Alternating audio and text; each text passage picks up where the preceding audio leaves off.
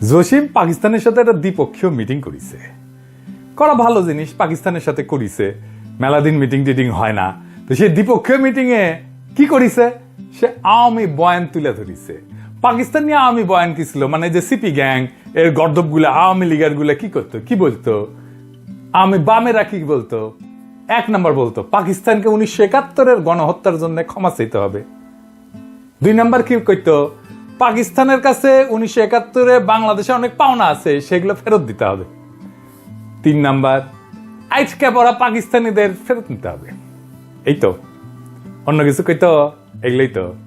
Hasina লেসপেন্সার, BNP নেতার ভাই পররাষ্ট্র সচিব জসিম, উই আওয়ামী বয়ানরা আবার মাঠে নিছে। এই স্থানকে 1971-এ গণহত্যার জন্য ক্ষমা চাইতে বলছে। পাকিস্তান একবার না দুইবার রাষ্ট্রীয়ভাবে ক্ষমা চাইছে বাংলাদেশের কাছে। আমি সেই প্রসঙ্গে প্রমাণ সহ আসতেছি। এখন পাকিস্তান কি গণহত্যার জন্য ক্ষমা চাইছে? 1974-এর 5 থেকে 9 এপ্রিল বাংলাদেশ, ভারত, পাকিস্তানের পররাষ্ট্রমন্ত্রীদের ত্রিপক্ষীয় একটা বৈঠক হয়। সে বৈঠকে বাংলাদেশে প্রতিনিধিত্ব করে মুজিব সরকারের পররাষ্ট্রমন্ত্রী ডক্টর কামাল হোসেন।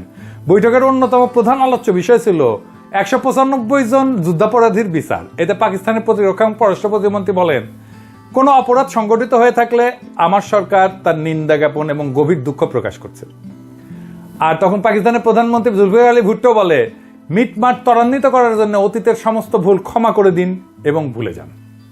এই 2 বক্তব্যের পরিপ্রেক্ষিতে বাংলাদেশ সরকার সিদ্ধান্ত নেয় যে ক্ষমাশীলতার নিদর্শন হিসেবে এই বিচার প্রক্রিয়ায় তারা আর অগ্রসর হবে না। দেশে ফিরে 11 এপ্রিল 1974-এ ডক্টর কামাল হোসেন বলে যে বাংলাদেশে পাকিস্তান যে অপরাধ করছে তা প্রতিষ্ঠা করা, পাকিস্তান কর্তৃক তার সব অপরাধকে স্বীকার করানো এবং বাংলাদেশের বিচার অনুষ্ঠানের সামর্থ্য প্রতিষ্ঠা করাই ছিল প্রস্তাবিত যুদ্ধাপরাধী বিচারের মুখ্য উদ্দেশ্য। বর্তমান ক্ষেত্রেও পাকিস্তান তার অপরাধ স্বীকার এবং ক্ষমা প্রার্থনা করায় এই লক্ষ্য অর্জন করা গেছে। ডক্টর কামাল হোসেনের এই বক্তব্য পরদিন বাংলাদেশের সমস্ত পত্রিকায় প্রকাশিত হয়। এরপর বাংলাদেশের পক্ষ থেকে 195 জন যুদ্ধাপরাধীর বিচারের সিদ্ধান্তটা আনুষ্ঠানিকভাবে প্রত্যাহার করা হয়। এটাই ছিল প্রথম সরকারিভাবে ক্ষমা প্রার্থনা। আর ক্ষমা প্রার্থনা হয়েছে আরেকবার, হয়েছে দ্বিতীয়বার। ক্ষমা চাইছে পাকিস্তানের প্রধানমন্ত্রী ভুট্টো ঢাকায় এসে। পাকিস্তানের প্রধানমন্ত্রী ভুট্টো ঢাকা এসছে। ভুট্টোর সামনে রাতে একটা রাষ্ট্রীয় ভোজসভার আয়োজন করা হয়েছে। উপস্থিত আছে স্বয়ং সদী বডিগার্ড, মন্ত্রী পরিষদের অন্যান্য সদস্য। ভুট্টো ডিনারের আগে বক্তৃতা দিতে উঠছেন এবং বলতে শুরু করলেন। কি বলতেছেন শুনেন ভালো কইরা।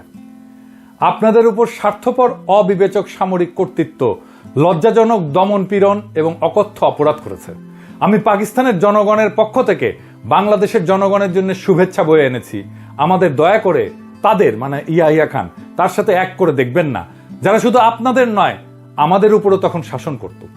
আমরা আপনাদের বেদনা এবং কষ্টকে অন্তর দিয়ে অনুভব করি।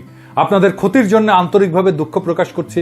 আমাদের শেষ নবীর নাম নিয়ে আমি আপনাদের কাছে বলতে চাই, আমরা আমাদের কৃতকর্মের জন্য অনুতপ্ত, আমরা তওবা করছি। এর চাইতে আর ভালোভাবে কিভাবে ক্ষমা চাওয়া যায়?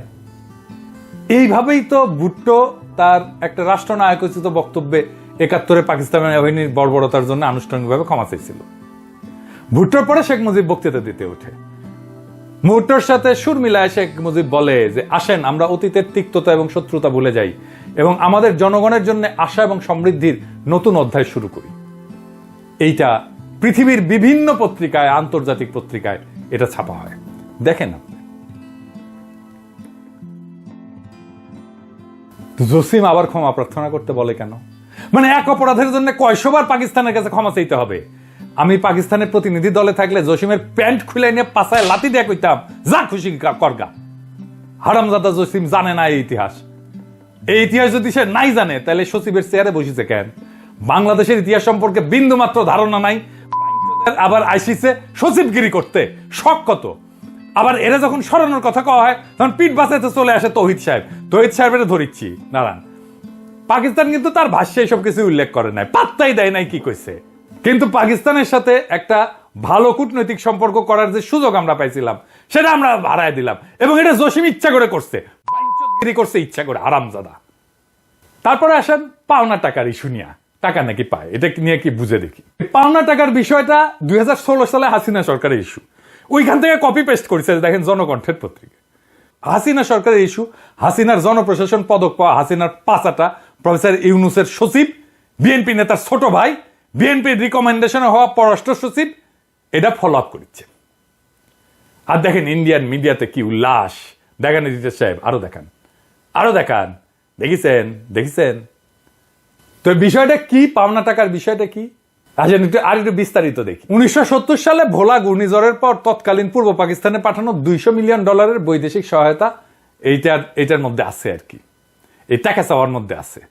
রেডি সাহেব, পাইছি মেলা দিন পর এক মাল পাইছি, এক গাধা ছিল সর্দির বডিগার্ড, 3 লক্ষকে 3 মিলিয়ন কইছিল, আর এক গাধা টু দি পাওয়ার ইনফিনিটি পাইছি।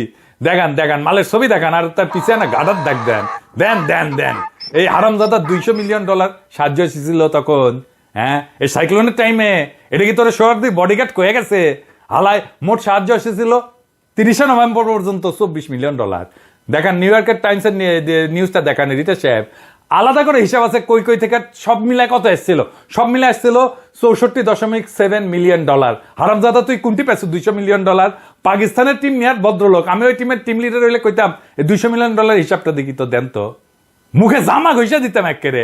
পাকিস্তানি গলে বেকুব আছে, মারা খাইতে এদের সেন্সেশন নাই হয়ে গেছে।